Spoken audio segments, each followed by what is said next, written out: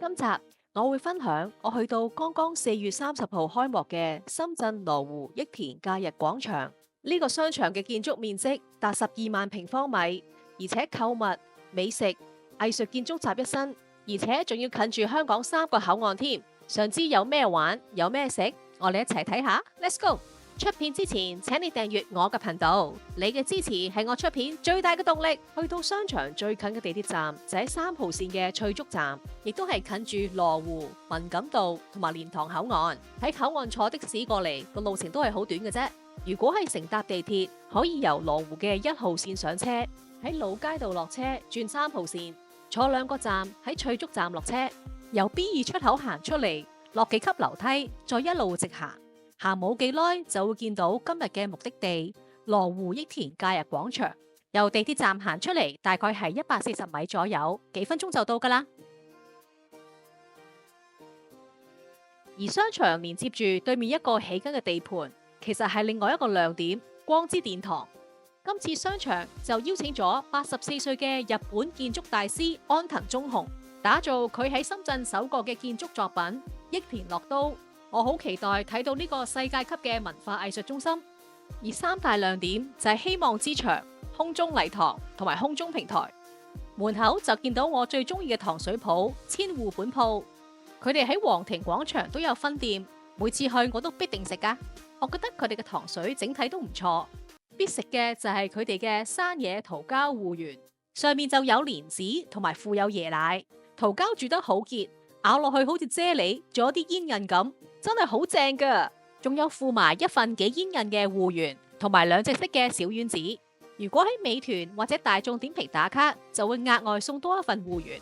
除此之外，有時候我都會嗌芒果沙冰，佢哋嘅芒果沙冰打得好幼滑，而且個味道好濃。而佢對面就係一間 I7嘅麵包鋪，入邊嘅麵包有啲造型幾精緻。其實國內而家麵包店水準都幾高噶啦。呢個商場總共有7層。地面呢一層就係 L1，而落一層即係 B1，就會見到客戶服務部。除咗一般嘅諮詢，佢哋仲有提供行李寄存、租借輪椅、租借雨遮，甚至係郵寄嘅服務。由而家至6月22號，商場亦有提供優惠。而家係6·1兒童節，喺商場任意消費6個1，連埋單據就可以換另一個棉花糖。見到啲五彩繽紛嘅棉花糖，係咁捲，係咁捲，即係咩童心都翻晒嚟啊！亦都冇諗過，原來送嘅棉花糖可以咁大支㗎。除此之外，商場都有喺門口請人扭波波送俾小朋友㗎。喺客戶服務部對出就有條電梯，直接通去商場最具特色、近5萬尺嘅大型超市永輝超市啦。呢度除咗有港人最愛嘅燒肉、熟食之外，仲有家品，更承諾只賣當天貨品，仲有啲新奇有趣嘅小玩意。仲有酒類，我就見到我經常做烘焙嘅橙酒，各類嘅新鮮蔬果，提供咗新鮮嘅牛肉，亦標明咗即日生產嘅日期。佢啲牛扒真係幾靚仔噶，更提供咗超大嘅海鮮區，可以即撈海鮮，仲可以馬上加工添。而細心位就係有提供一次性嘅手套俾揀生果嘅客人，亦有提供水俾顧客濕手，方便打開膠袋。而冰櫃就提供咗直膠手套，以防客人凍親手。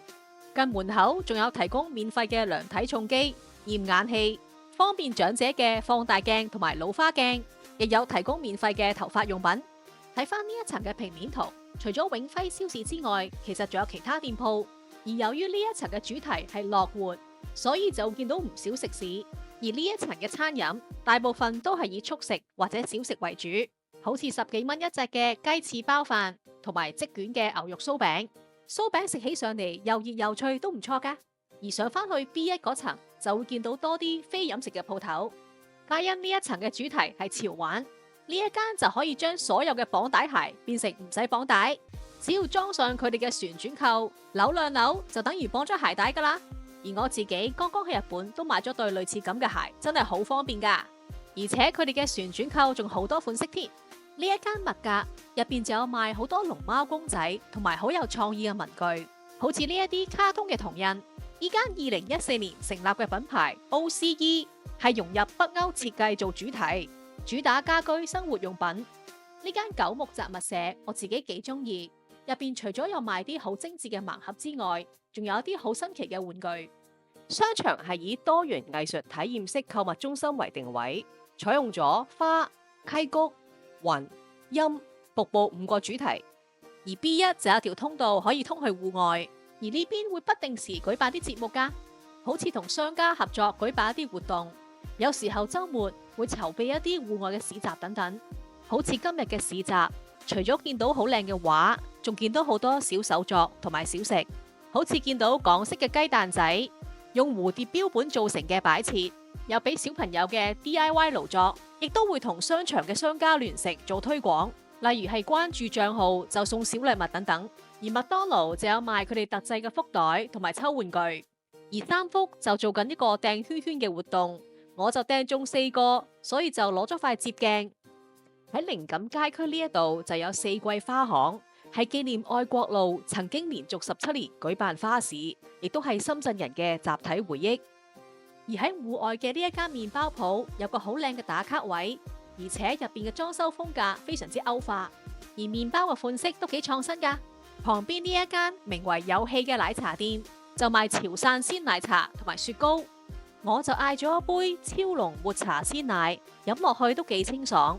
而且今日做緊推廣，任何消費都可以贈送一支試食版嘅雪糕，我就要咗佢哋嘅招牌開心果，食落去都幾幼滑。打卡就再送聖杯紀念品同埋小擺設。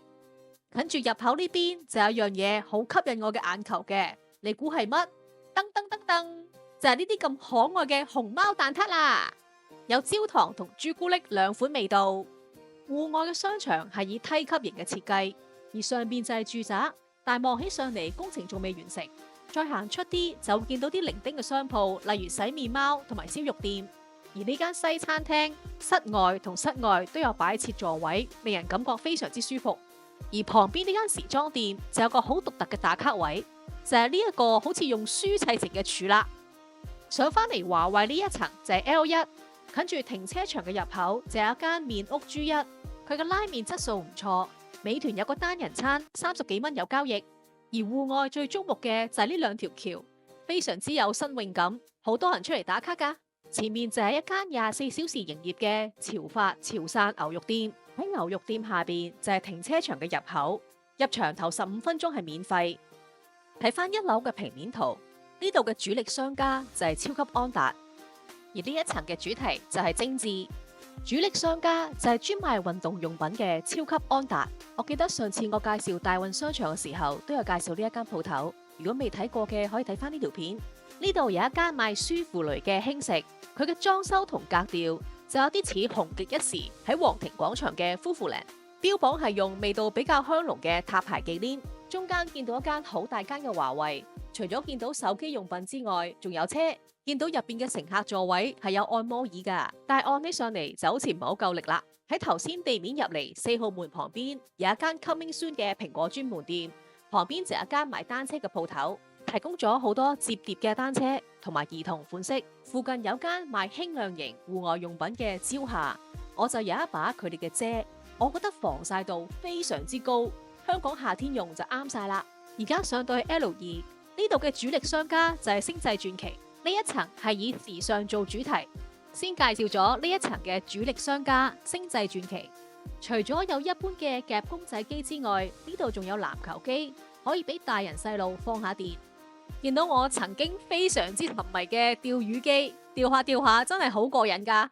大人同細路都啱玩嘅打鼓機，曾經喺香港非常之流行，風頭一時無兩嘅街頭跳舞機。見到一啲好大部嘅推銀仔機，有個網袋住一大堆代幣，點會教人不心動呢？喺星際傳奇旁邊就揾到一間原氏木語，主打係堅持所有家私都係用實木，而家私嘅設計係走簡潔路線。呢一層樓嘅主題係時尚，就自然揾到唔少時裝嘅鋪頭啦。但係喺芸芸嘅時裝鋪入邊，就發現咗一間藍天攀爬嘅招牌，但係見唔到鋪頭嘅，於是我就福爾摩斯上身。跟住啲箭嘴去揾佢嘅足跡。好，我轉彎，直行，行，再轉彎。當我行到有啲懷疑人生嘅時候，終於俾我見到鋪頭嘅招牌啦。入到去見到幾位小勇士喺度征服緊一幅好高嘅牆。呢間凹咗落去嘅鋪頭其實係一間攀爬學校，入邊都幾大噶。而我就試咗呢一間陳文鼎黑糖珍珠奶茶，佢哋係美團人氣榜第9名，黑糖珍珠奶茶9個8起。不過我覺得佢嘅質素就一般般啦。而喺佢旁邊嘅就係專食過橋米線嘅日雲村，入邊裝修都幾精緻噶，座位區仲會噴煙，好有氣氛。嚟到 L3呢層，呢度嘅主力商家就係歡樂王國，所以呢一層嘅主題就係趣玩。好，等我呢個大細路睇下咩玩先。入到去比我想象中大好多，除咗一般嘅夾公仔機之外，一啲比較特別，對於我嚟講好新奇嘅就係呢啲撈魚機啦。原來呢一啲機除咗可以夾公仔之外，仲可以用嚟撈魚㗎。我見呢度有幾個小朋友撈魚撈得好開心啊。而另外一個遊戲區域就見到呢啲好奢華嘅煮飯仔，所有食物嘅像真度都好高，仲見到一啲大人細路都啱玩嘅打機區。除此之外，出邊仲有呢啲綠車可以帶你喺商場兜圈，怪之呢一度係呢一層嘅主打啦。細路仔玩完就梗係去食雪糕啦。旁邊就有一間雪糕店，有現成整嘅雞蛋仔，上面加雪糕，正啊！因為呢個商場仲好新，所以仲有啲鋪頭係裝修緊。呢一間翠先生門口就見到職員喺度切啲鯇魚，而鏡頭再望過去，見到好多唔同嘅湯底添。呢一間支付狀活蟹料理鐵板燒喺美團嘅異域料理人氣榜排行第4名。美團嘅雙人套餐就係398蚊，而我就試咗佢哋喺美團嘅單人餐，成為98蚊。座位又提供一次性嘅濕毛巾，質地非常之厚實同埋軟熟。職員會將主食鮑魚同埋雞扒放喺鐵板度燒。首先上嘅係青瓜蟹肉梅子汁，味道清清地，又帶少少酸。然後係酸酸味味好開胃嘅醋凍，上面有隻蝦，聽落去好高貴嘅鵝肝茶碗蒸，上面有一層芡嘅透明物體，食落去就不過不失啦。而味噌湯就冇咩驚喜啦。牛舌味噌煮嘅味道就非常之入味。食到呢度，鮑魚差唔多可以上碟啦。鮑魚嘅長度大概係8厘米，食落去嘅肉質同味道就一般般啦。睇下，嚿雞扒都已經煎到好香脆啦，肉質就唔係好滑，但係層皮就好香脆。然後職員就開始整和牛炒飯，睇到啲蛋黃擠出嚟嗰下都幾療癒。落埋調味料之後，大兜亂炒，飯就炒得唔係好夠鑊氣，但係整體嚟講還算可以。最後就係炒雜菜，我自己就幾中意呢隻碟啦，而味道就普通炒菜啦。甜品就可以揀16年紅豆沙或者佢哋嘅招牌布甸，我就揀咗布甸。食嘅時候下邊個燉蛋係暖嘅，而層糖衣烤落去都幾厚。大眾點評打卡就會送杯橙汁，隔籬台就嗌咗龍蝦餐。細心位係職員喺落單嘅時候會問有冇忌口，可以要求少油或者係走蒜之類。我哋再繼續睇下出邊有咩玩。亦有港人熱捧嘅萬甲活海鮮火鍋自助，呢度嘅海鮮都係即撈即煮，保證新鮮。有啲仲已經係一份份擺好晒，大隻蠔擺喺你面前，而且仲有即開榴蓮迷保證開心。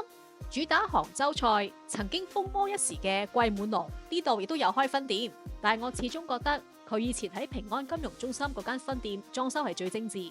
呢間貴廚酸湯牛肉係深圳嘅酒店，店內嘅環境好有特色，而且入到嚟就聞到一陣好香嘅酸湯味。佢嘅牛肉望起上嚟仲非常之新鮮，而且我好中意職員着住嘅銀色少數民族服裝。旁邊就有一間3幅嘅連鎖零售店，見到啲好可愛嘅文具之外，仲見到一啲好別開生面嘅髮飾，紮馬尾嘅時候用佢一定好搶眼。除咗餐飲之外，呢一層仲會見到好多童裝。童裝嘅款式非常之追得上潮流，而家嘅小朋友真係好幸福啊！仲會見到專係為小朋友剪頭髮嘅鋪頭。上到嚟 L4呢度嘅主打商家就係國際影城同埋覓書店，而呢一層嘅主題就係對味。呢一度嘅主力商家電影院同埋覓書店暫時都仲未開業。旁邊嘅俄式廚房就入咗2025年抖音嘅心動榜。呢度嘅裝修同埋擺設都好有俄羅斯風氣，令我諗翻起去莫斯科旅行嘅時候，呢間食順德菜嘅大榕樹下都攞過唔少獎項噶，有大良榨脆奶同埋雙皮奶之類，俾個餐牌大家參考下。今次我就試咗用岩烤牛扒做主打，名為一沙一城嘅餐廳。呢度某一啲台係有主題裝飾，所以嚟到慶祝就特別浪漫。而我就試咗佢哋嘅特飲。鮮梅果茉莉氣泡，入邊有滿滿嘅果肉，淡淡地又唔係好甜。主菜嚟啦！我今次嗌咗法式黃油手刨芝士澳牛。我今次係要求5成熟，職員仲會手刨芝士，見到芝士溶落去嗰刻，真係幾療癒噶。職員知道差唔多嘅時候，就會嗌我試味，然後將所有嘅牛肉搬嚟鐵板，再喺5款牛油當中揀一款。我今次就揀咗黑松露芝士，牛肉未算好腍，亦都唔係好夠味，不過不失咁啦。而比較多人嗌嘅，亦都有呢一個 Parmesan 芝士薯條，亦喺美團度用10蚊買咗個 Crème Brûlée，用羹敲落去嘅時候，嗰層糖衣都夠厚，但係蛋味同埋滑度就一般啦。如果打卡嘅話，就可以揀一份小禮物，或者係呢個玻璃水杯，任君選擇。上去 L5嘅時候，就好清楚望到屋頂係用玻璃設計，採光度非常之高，令到成個商場喺日頭嘅時候非常之光猛。嚟到商場最頂一層，呢度嘅主力商家就係聖豐城，而呢一層嘅主題就係盛宴。剛剛開業嘅聖豐城門口大排長龍，個個等住飲茶。除咗入邊坐滿晒人之外，其實走廊都係坐滿晒人噶。除咗飲茶之外，我見到佢哋嘅海鮮都幾靚仔噶。喺江度仲見到松葉蟹同埋阿拉斯加蟹，有一間食貴州酸湯魚嘅上山下山。呢一層嘅主題係盛宴，當然有唔少嘅餐廳啦。有主打椰子雞火鍋嘅海南里，入邊用咗我最中意嘅湖水綠做裝飾，而且每一張台都擺咗好多食火鍋嘅架撐，亦有專食雞煲嘅龍發雞煲。呢一間巴爐無肚火鍋亦都係24小時營業，同 L2 嘅潮發牛肉一樣，都係24小時營業。咁睇嚟深圳人都幾中意夜晚食火鍋噶喎。呢間 Mr. Judy 洗個頭髮係我經常幫襯嘅連鎖洗髮店，洗頭吹頭都係一個座位搞掂晒，而且有道簾好有私隱。座椅全部有電動按摩椅，如果怕凍仲可以加毛氈，而且佢哋嘅毛巾全部係一次性乾淨衛生，而吹髮嘅用具就全部都係用 Dyson， 而每位客人就可以揀一款嘢飲。好啦，店鋪嘅介紹就到呢一度。其實呢個商場真係好多唔同嘅鋪頭可以行，而且佢哋嘅推廣活動做得好有心機，又近幾個口岸，香港過嚟非常之方便。如果有興趣嘅話，就嚟玩下啦。好啦，今次嘅分享就到呢一度。如果你都中意呢條片嘅話，就麻煩你按讚、分享、留言啦。我哋下次見，多謝晒。